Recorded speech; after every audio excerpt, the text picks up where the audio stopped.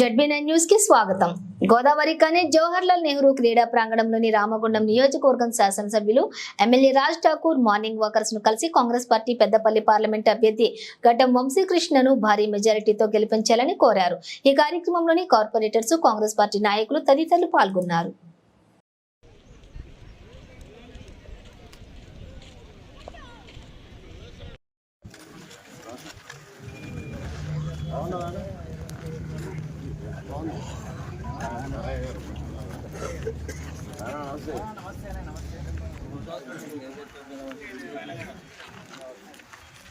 అయిపోయిందా మీ యోగాసనం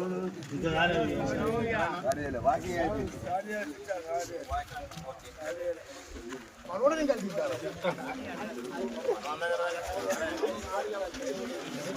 కూడా ఇట్లా ఉంటుంది.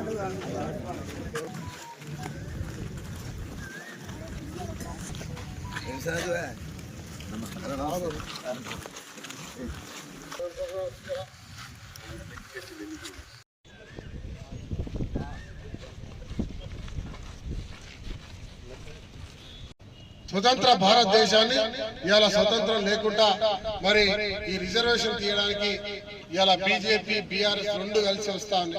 వాళ్ళందరూ ఒకటే. మొన్నటి వరకు సింగరేణి ప్రైవేటీకరణ చేయాలన్నది బీజేపీ, బీఆర్ఎస్ కలిసే కదా.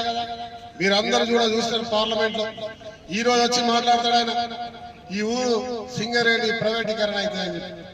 సిగ్గుందా నోరా, అది తాటి పట్టనా నాలుగనా అని అడుగుతున్నా.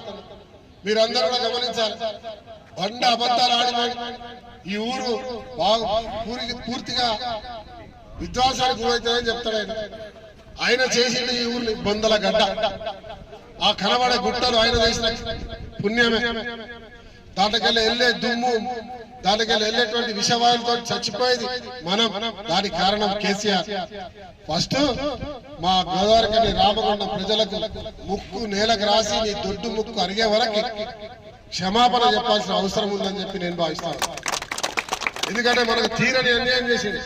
రామగుండంలో పౌరస్తేలే, ఒగ్గుబాయిలను ప్రైవేటీకరణ చేసిండు, చనిపోయాలను ఆదుకోలే, దోపిడీ జరుగుతుంటే చూస్తూ కూర్చున్నాడు. ఇలా అధికారంలో ఉండి నిరుద్యోగులకు ఉద్యోగ అవకాశాలు కల్పించాలి, వారి బాగోగులు చూడలే, పేదవారికి ఇల్లు ఇవ్వలే, ఇల్లు కట్టిన ఇళ్లకు కూడా పేదవారికి ఇచ్చినట్టు ఇచ్చి దాన్ని కూడా ఆపిపెట్టడం జరిగింది. రైతులకు ఇచ్చిన భూములు గుంజుకున్నారు, రైతులకు నీళ్ళు ఇవ్వలే, పండించిన ధర కలిగలే. ఇలా ఒక్కొక్క క్వింటాల్కు 14 కిలోల కోత కోసారు.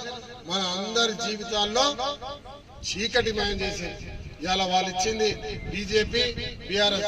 ఎవరు ఇచ్చిందా అంటే ఏమి గాడిద గుడ్డు తప్ప మన ప్రాంతానికి ఒక్క నయా పైసా కూడా ఇవ్వకుండా మనపై కక్ష కట్టి ఈ ప్రాంతాన్ని ఎటుకాకుండా చేసిన చరిత్ర వారి.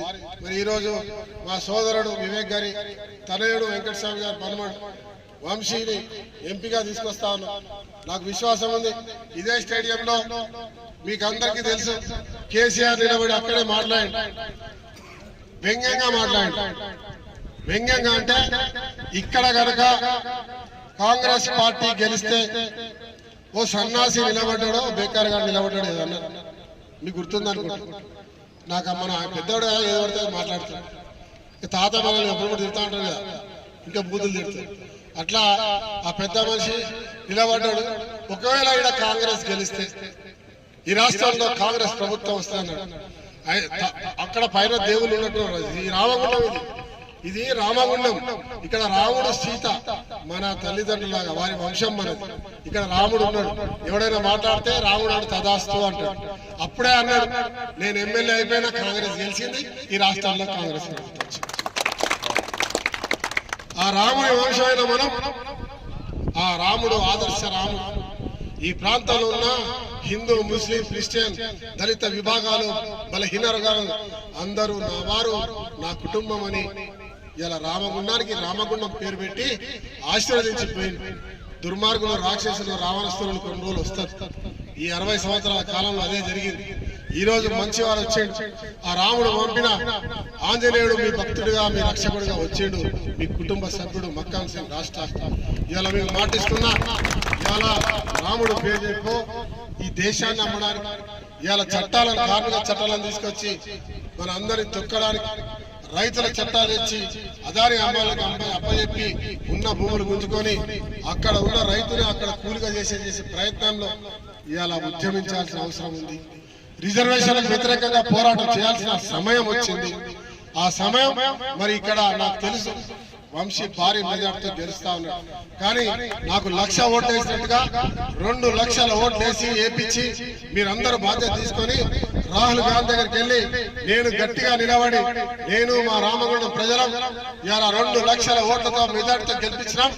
మాకు ఎన్టీపీసీ కాదు ఇంకో ఇండస్ట్రీ కావాలి, సింగరలో ఇన్కమ్ ట్యాక్స్ ఎగ్జామ్షన్ చేయాలి, మాకు నిరుద్యోగ యువకులకు ఉద్యోగాలు ఇవ్వాలి, ఈ ప్రాంతాన్ని నగరాన్ని స్మార్ట్ సిటీగా చేయాలి, ఒక 2,000 కోట్లు కావాలి అని గట్టిగా బల్ల గుద్ది మాట్లాడడానికి నేను ఎంపీతో పాటు మా శ్రీధర్ బాబు మంత్రి గారు తీసుకొని రేవంత్ రెడ్డితో పోయి గట్టిగా మాట్లాడే ధైర్యాన్ని హక్కును కల్పించే బాధ్యత మీరందరూ తీసుకొని మరి కాంగ్రెస్ పార్టీ చేగుర్తు ఓటు ఇచ్చే కార్యక్రమం చేయాలని చెప్పి మీ అందరినీ శిరస్సు వంచి చేతులు జోడించి దయచేసి కోరుతా ఉన్నా.